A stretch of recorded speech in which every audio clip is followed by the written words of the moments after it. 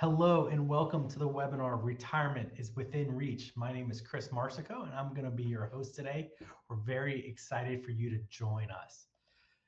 Today we're going to talk about retirement. We're going to talk about strategies to be successful during retirement and be confident in your retirement. But first I want to start off by saying congratulations on your either upcoming retirement or if you're newly in retirement. This is an amazing milestone in your life, and the possibilities of how you spend your time, how you get to do what you want are endless. So my question to you is, what would your retirement look like? What have you always wanted to do? It's okay if you don't have a clear understanding of that right now. You don't understand what's going to be next, but it's important to start thinking about the next chapter of your life and what it's going to look like. I've been doing this for over 20 years. In my experience working with retirees, people who just enter retirement, the people who are the most successful are the people who have a plan to retire to something, not just away from something. And usually that away from is you want to be done with work, but you haven't thought about what you're going to do now, what you're going to do something. Of course, right? I'm a financial advisor, so money is a very important aspect of retirement planning, but so is purpose and vision. Your retirement journey over the next 20, 30 years starts with a vision. Over the next half hour to 45 minutes, I'm going to provide you some direction on how to turn that vision into a reality. Let me just tell you a little bit about myself before we get started. So my name is Chris Marsico. I've been a financial advisor for over 25 years now. We are located just north of the city of Pittsburgh in Pennsylvania. The firm was started by my father back almost 50 years ago next year, which is only a couple weeks away now. So like I said, I've been helping clients do this. I hold undergraduate degree in economics from Indiana University in Bloomington, Indiana. I also have a master's in finance from the University of Pittsburgh, as well as a graduate certificate in retirement income planning from the University of Pennsylvania Wharton School of Business. And that's where I spent a lot of my time working with clients on income planning for retirement. When I'm not here at work, I am going to one of my children's many activities. They've recently started driving, so I don't have to do that anymore, but they still keep me very busy. What I'm going to do as we move forward is I'm actually going to minimize my screen here so you're not going to see me, just to make the slides bigger. Throughout the course of this presentation today, we're going to go over a lot of different things. And some of those things are going to make you have some questions, which is why what I do for this recording and this webinar is we offer a complimentary 15-minute review after this. It's a call with me just to answer any questions you had or to discuss your personal situation, because obviously in an environment like this, being virtual, you can't come talk to me at the podium after we're done if this were a real in-person event. So what we do is we made this 15-minute complimentary meeting available to you. And over the course of the call today, we're going to throw in little pop-up that you just go ahead and click, and gives you access to my calendar. So that way you can schedule a meeting that works around your schedule. But with that, I'm going to disappear. I'll still be back here talking just to make the slides a little bit bigger. And as my children say, let's kick it.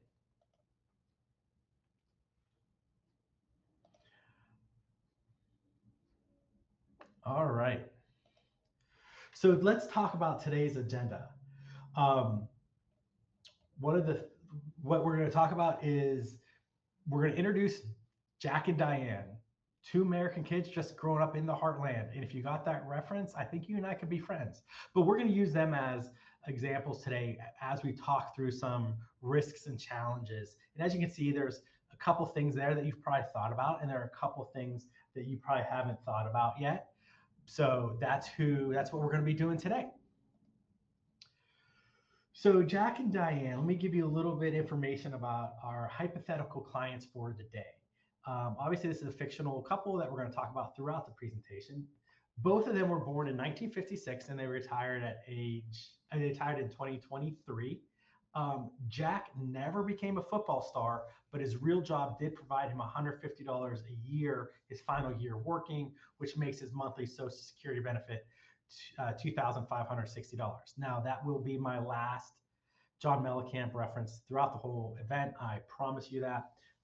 Diane is eligible to receive $1,100 as a spousal Social Security benefit. The couple also plans on taking $60,000 per year out of the retirement plan in form of distributions. Diane is considering working part-time at a nursery during the spring and summer months. And we're going to get back to them in a second. But, I threw in Diane working part-time because a lot of people do want to do that. They want to do something with their time. So that's why that's in there, because it's very common when working with my clients. So the first risk that we're going to talk about is taxes and legislative risks. What happens in Washington can have a big impact on your retirement. Different administrations are known for changing the rules when they come in, and a lot of times those rules apply to retirement income planning. A big impact could be inflation, right? That's been in the news a lot. Prices diminishing your purchasing power over time. The dollar you save today is probably going to be worth less than it in the future, right? And without portfolio growth, inflation could have significantly erode your savings. It could have a very big effect on that. Also, we're going to talk about economic, if I could speak today, uncertainty and market fluctuations. I know they're a big concern for a lot of my clients, which is why I wanted to bring that up in today's conversation, because I want people to know how you can be sure that your investment portfolio is built to withstand volatility. And the best way to overcome these challenges is to have a comprehensive retirement income plan in place to provide confidence that you are well positioned to weather any circumstances that are out of your control. Next slide. All right, let's talk a little bit more about nobody's favorite topic, taxes. If you're like the majority of Americans, you believe our federal income taxes are too high.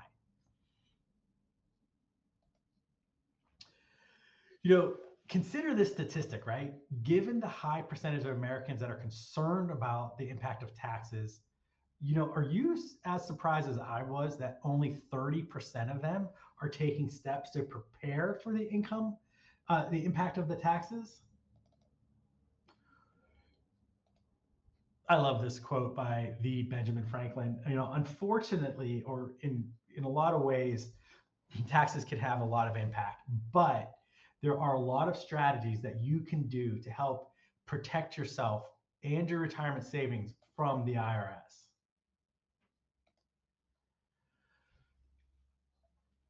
And so I'm going to start by giving my first tax planning strategy. And the one I'm going to address right now is called tax diversification. You're probably familiar with the importance of diversifying your investments, but it's equally as important to diversify the sources of your retirement income. So going back to Jack and Diane, they saved throughout the years working hard in a variety of what we call tax deferred investments. Think your 401k, a 403b, or your traditional IRAs. This worked out for them because as they were accumulating assets, those assets were able to be growing without being subject to tax. However, when they withdraw these assets in retirement, they are responsible for paying ordinary income tax. That means the money they withdraw is reduced by the amount they owe the IRS. I'm going to give you some examples. Let's talk about Diane, and she enjoys her daily cup of Starbucks. And full disclosure, so does my wife. And let's just say the Starbucks costs $5. In order to cover the taxes of that $5, she actually has to take $5.43, and that's based on their tax bracket, to pay for that cup of coffee. And let's do it again. Let's look at Jack. Jack is thinking about buying a $40,000 truck. He actually needs to take out $43,000 of their retirement to pay the taxes. The couple also decided they found a really nice lake home they want, cost $250,000. I'd like to know where they found a lake home for 250, but that's besides the point. So to cover that purchase, they have to withdraw $310,000 to purchase that new home. So to purchase the truck and the new home, they had to pay over $63,000 to the IRS, not including any sales tax. Because these withdrawals come from tax deferred accounts, they're also counted as ordinary income when calculating their tax bracket. So Jack and Diane may bump into a higher bracket in those years because of those purchases, which could cost them more in taxes. So tax diversification, bottom line, it's important to diversify the sources of your retirement income across tax deferred, which we're pretty familiar with, tax-free, and after-tax sources. I'd like to leave you with one final point on taxes. Tax planning is not the same as tax preparation. Tax preparation refers to the annual process of doing your taxes, preparing and filing your taxes, often with the help of a CPA or an accountant. It focuses on your past year's expenses, revenues, and incomes, and maybe some short-term projections, but it is not an ongoing planning tool, which is why tax planning is the ongoing process of minimizing the tax exposure of your investments and retirement accounts. That's best done by a qualified financial professional.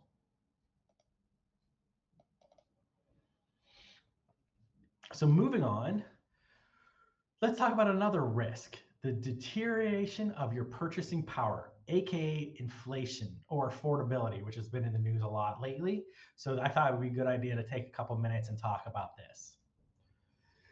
We've seen high inflation the past couple of years. I'm sure we've all seen it. We've even just, Thanksgiving just finished up, and there was a lot in the news about the increased cost of a Thanksgiving dinner.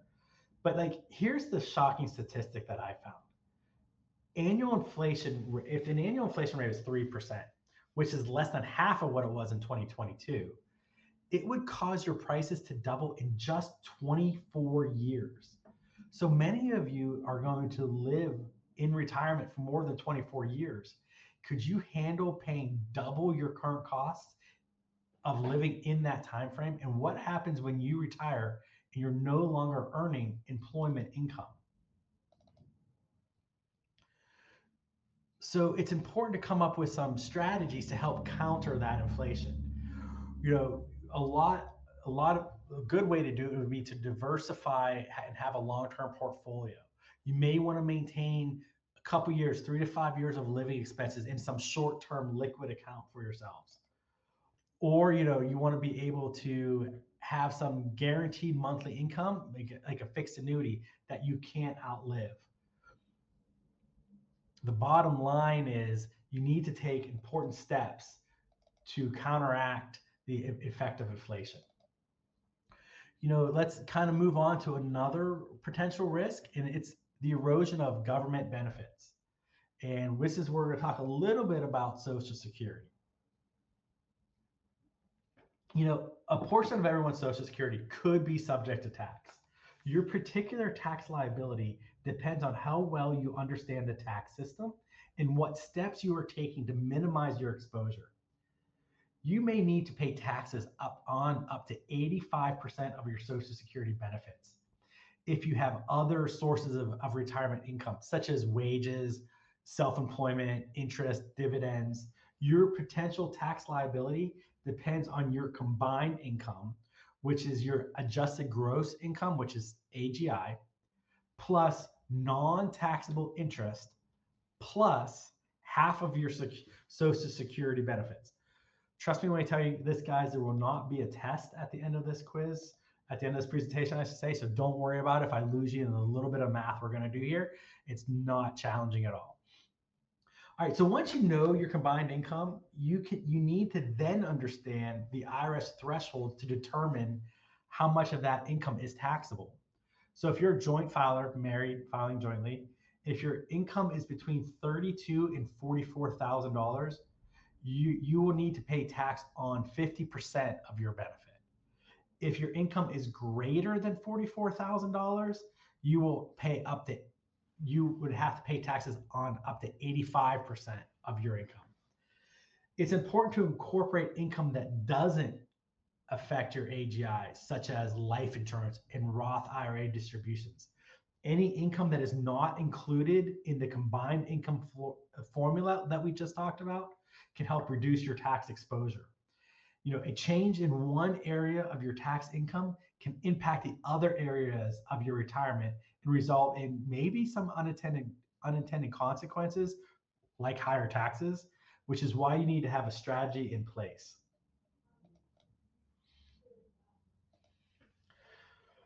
Let's check back with Jack and Diane in this situation and see how simply restructuring their retirement income can drastically reduce their tax exposure.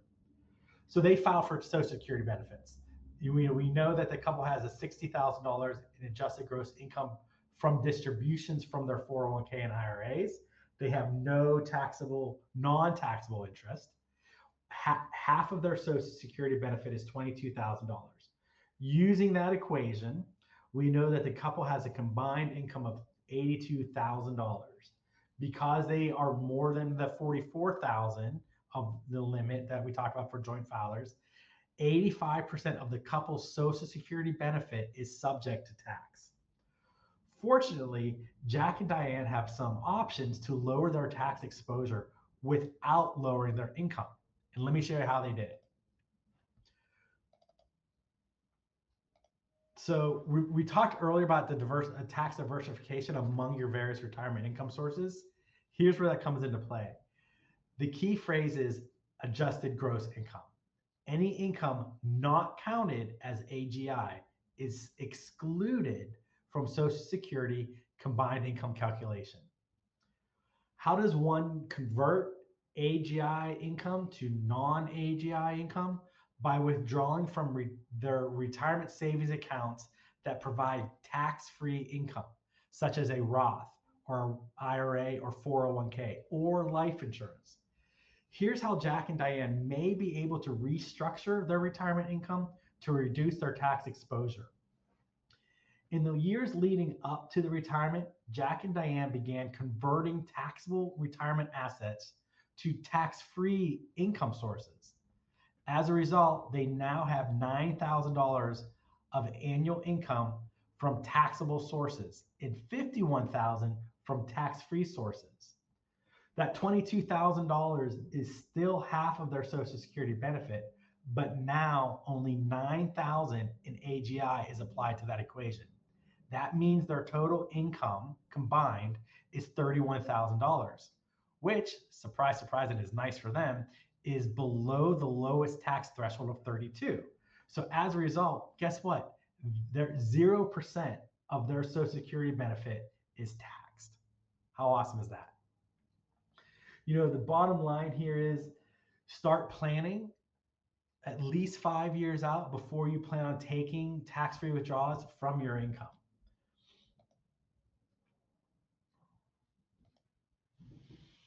So I always tell people, timing matters, because if you file after age 62, but before your full retirement age, FRA, your benefit could be reduced as much as 30%. And that's permanent. It's not like once you hit, your full retirement age, they then give you that 30% back. Once it's set, it's permanent. Once you're at your full retirement age, you're eligible, obviously, for the full benefit. But if you delay after your full retirement age, you can receive a credit of 8% for every year that you delay to age 70. So for example, if your full retirement age is 67, but you delay your benefits to 70, you would receive a 24% increase in the benefits that you receive. And that's 8% over 3 years.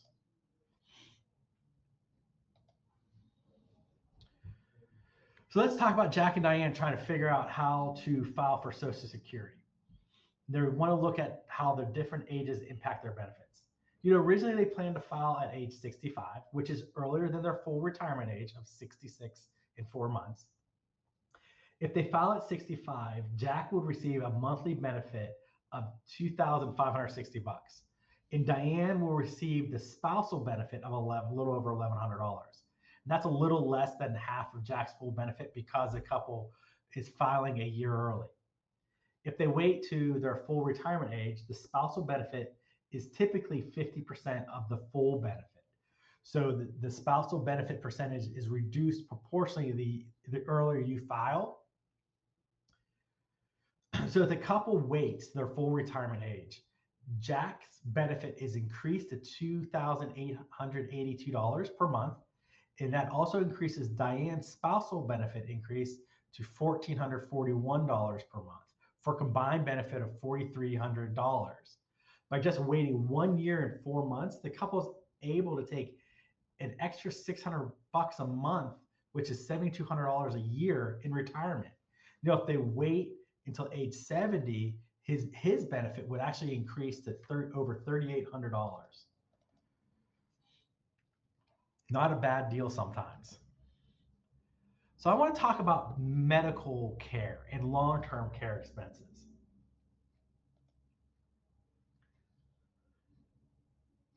So this staggering thing about what's up here now is that a 65-year-old couple can expect to pay approximately $315,000 is out-of-pocket healthcare expense, which this doesn't include any sort of long-term care expense, which could potentially cost hundreds of thousands of dollars more a year. It's not included in that statistic. That just blows my mind. So as you can see in this chart, medical care prices have grown faster than the price of the overall consumer goods. So since 2000, the price of medical care has increased by 114%, compared to 80% rise for all the other consumer goods. Given that the healthcare will likely be one of your biggest expenses in retirement, it's easy to see how the rapid rising medical costs can seriously impact your retirement if you don't have a strategy to manage these expenses. So people always ask me, will I need long-term care? Chances are yes. 70% of people need long-term care. Men have, on average, will use it for about 2 years. Women will be a little over 3.5 years that they will use long-term care. 20% of all retirees will use some sort of long-term care for more than 5 years. So think about the cost of that.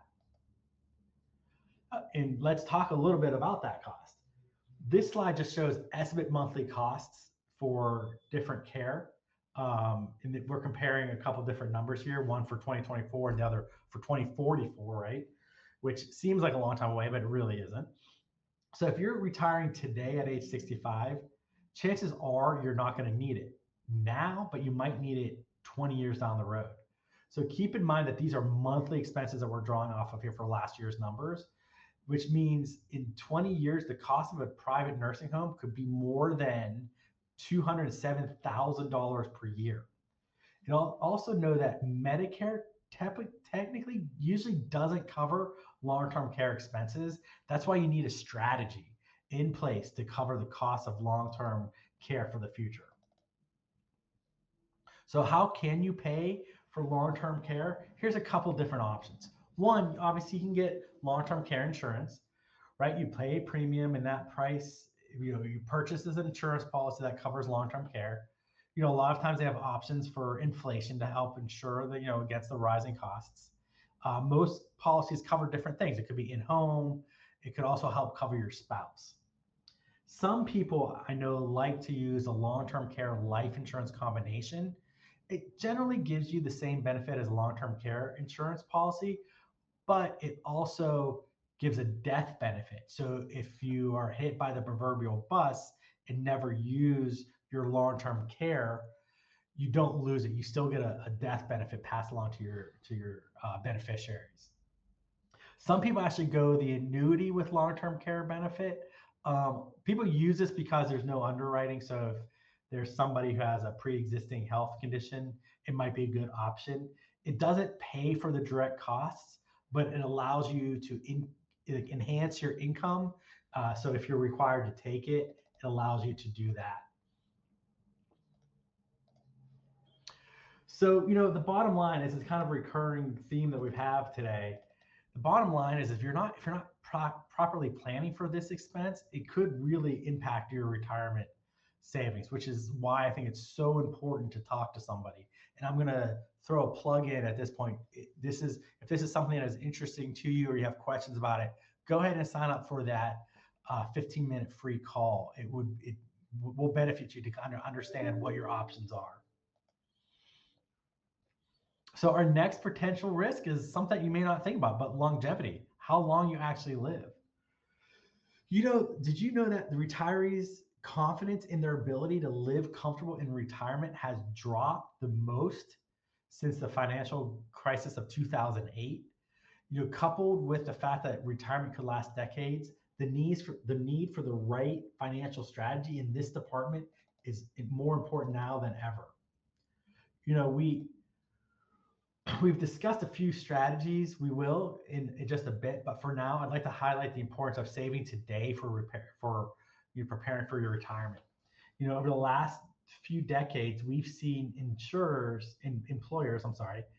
have shifted from providing a death benefit plan, a defined benefit plan, which gives you a steady monthly benefit to retirees. Think of a pension, to what's called a defined contribution plan. Think of a 401k, 403b. While the defined benefit plans are fully funded by the employer, for the benefit of the employees, a defined contribution plan requires the employee to make contributions. This means that more Americans must rely on themselves to save for retirement through both employer-sponsored retirement plans and their personal savings accounts, such as IRAs. As I mentioned before, we'll cover some longevity planning strategies in a bit, but for now, it's important to remember the sooner you start saving, the better off you will be. Remember at the very beginning, I mentioned that the timing of your retirement could be the biggest factors in determining whether your retirement will be a success. Now we're going to dig into that right now and talk about how timing could be key to your income and your entire retirement strategy. Let's take a look at this next graph, which is right there. All right. Excuse me. We've talked about the importance of properly timing your Social Security benefits, but timing is critical across all aspects of your retirement income strategy. In a perfect world, your retirement will coincide perfectly with a period of rising markets and falling tax rates. This scenario naturally helps maximize your retirement savings while lowering your tax liabilities. Unfortunately, it doesn't always work out that way. And if it's not properly planned for, the impact of your rising taxes in a volatile market could reduce your retirement savings. And these risks are in addition to the other risks we've already talked about, such as longevity, inflation, and unexpected medical expenses. There is no perfect way to control volatile markets when they go up and down, so it's important to prepare for them. You have to ask yourself a question. What are the lower risk ways to grow my assets without having full exposure to market volatility? Let's look at some strategies. Here we go. So I always find this graph kind of scary. One strategy is to take steps to lower your sequence of return risk, in which is the risk that early in retirement, you may be forced to withdraw from your portfolio during a market downturn. The impact of this risk can be damaging to your long-term savings on two fronts. One, it requires you to sell more shares in order to receive a certain amount of assets. Then second, it forces you to remove those assets from the market, because as you're selling those shares aren't going to be there in position to grow when the market recovers. I think this chart does a great job of illustrating this risk. Notice both investor 1 and 2 entered retirement with $1 million in savings. Both take initial withdrawals of $50,000 and increase their withdrawal amount by 2% each year to account for inflation. Both experience a 15% market drop. So everything's the same, except investor 1 experiences the market drop the first 2 years of his retirement, while investor 2 experiences the market drop during years 10 and 11 of her retirement. Now, look how much more impactful the market drop is on investor number one in his portfolio. So, what can we do? There are several strategies that can help you mitigate sequence of risk returns. First, maybe start by maintaining a 3 to 5 years worth of living expenses in short-term semi-liquid account. This provides you access with cash that can be used to pay for your daily living expenses while protecting you from being forced to sell out of the market during a loss. In that short-term account, you might want to consider purchasing a variety of bonds with different evenly spaced maturity dates that span over a specific time frame. We call this bond laddering strategy, can help you generate consistent retirement income without the need to sell out of equities during a market downturn. Regardless of the market's current environment, it's always smart to spread out your risk by diversifying across different types of investments, asset classes, market caps, etc., right? Another way to help mitigate sequence of return risk is by implementing and sticking to, that's key, a disciplined withdrawal strategy. By avoiding the urge to overspend in a given year, you can help ensure that you have enough assets available through your lifetime, regardless of what the market's doing. So how can we prepare against the risk of market volatility? There's a couple different options we can look at. Because this risk is unique because it doesn't just impact retirees in the first years of your retirement, it can happen at any time, which is why it's important to consistently manage volatility through your retirement years. One strategy that a lot of people look at is what's called a fixed income annuity, or FIA. These FIAs, they're insurance policies that offer growth potential with downside protection. Their growth is tied to the performance of a market index, such as the S&P 500, and it's capped at a certain amount. And what that means is that you're not going to get the full upside potential of the market. However, you are not exposed to market loss. So the principal is guaranteed regardless of what the market does. I get this question asked a lot. Are they good? I tell people, they can be very good, but they aren't for everybody. There's a couple things you need to, keep in mind. It might be difficult to withdraw funds, and so that might lead to a lack of liquidity. These are long-term investments, so they try to keep you in them by saying there might be a surrender penalty if you try to get out early. Although you have the potential to earn interest based on market performance, you will likely not receive interest that credits equally to the full upside of the market. For example, if your annuity is linked to the S&P 500, the index earns 12% a year, you will likely only receive a portion of that gain as the interest credits. And again, it gets back to they're not giving you unlimited upside potential because they're protecting your downside. Tax deferred growth, which these all have, means that the ordinary income tax will be due upon distribution. So when you start taking that money out, there also is a penalty if you try to take it out before age 59 and a half. And sometimes these products are long duration, 8 to 10 years. So if you don't intend on holding that fixed income annuity for that time frame, you won't fully get its benefits, and it's really not meant to be a short-term strategy. Beyond the index annuities, there are several strategies that you could use to help minimize the impact of the market volatility on your retirement savings. While market volatility can be scary, it also offers opportunities. One key is to weathering volatility is to have a long-term investment strategy in place. Keep in mind, you may end up living 20 to 30 years in retirement, hopefully longer than that, right? Your retirement savings should be invested to continue to grow over the long term, which allows you to better weather the ups and downs of the market volatility over time. Just as important it is to take a long-term approach to your investment accounts, it's equally important to maintain a 3 to 5 years of living expenses in short-term semi-liquid accounts.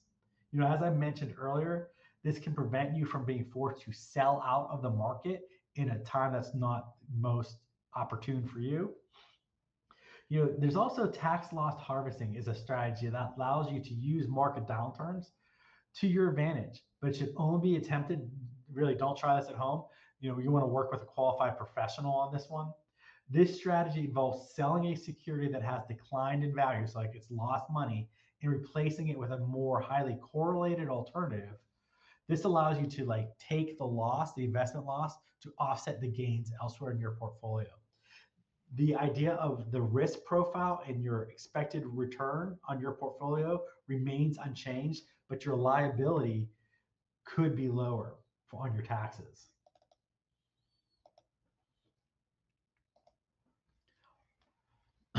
So remember way back at the beginning of this presentation when we talked about the vision for your retirement? Here's what it boils down to. Your best chance of achieving that vision is to have a retirement income strategy in place to get you there. There are simply too many risks, too many challenges that have potential to derail your dreams. Without a plan, you're leaving what you envisioned for your retirement to be unprotected. And that's when I want to get back to, that's what we're here to do. We help provide you the confidence to know that you have a solid retirement income strategy. There are the best chance of achieving your vision is by having this strategy in place. There's simply too many risks, too many challenges in this fast-paced world that could have a potential to derail your dreams. Without a plan, you're leaving what you envisioned for retirement unprotected. Well, this is the end, right? We've reached it. Thank you for being with us. I hope you learned something today. I'm sure this presentation has brought up some questions. And like I said before, we offer a complimentary meeting to urge you to take advantage of it and to make sure your retirement is back on track. I'm gonna turn my camera back on to say goodbye to everybody. You've invested for years. I've hoped, you've worked hard to build your retirement savings. Now is the time to make sure those dollars work just as hard for you. The best plan starts with a simple conversation. I encourage you to take advantage of my free 15-minute appointment so we can review your goals and explore strategies to help secure your income for years ahead. Thank you for joining us, and I hope you guys have a great day.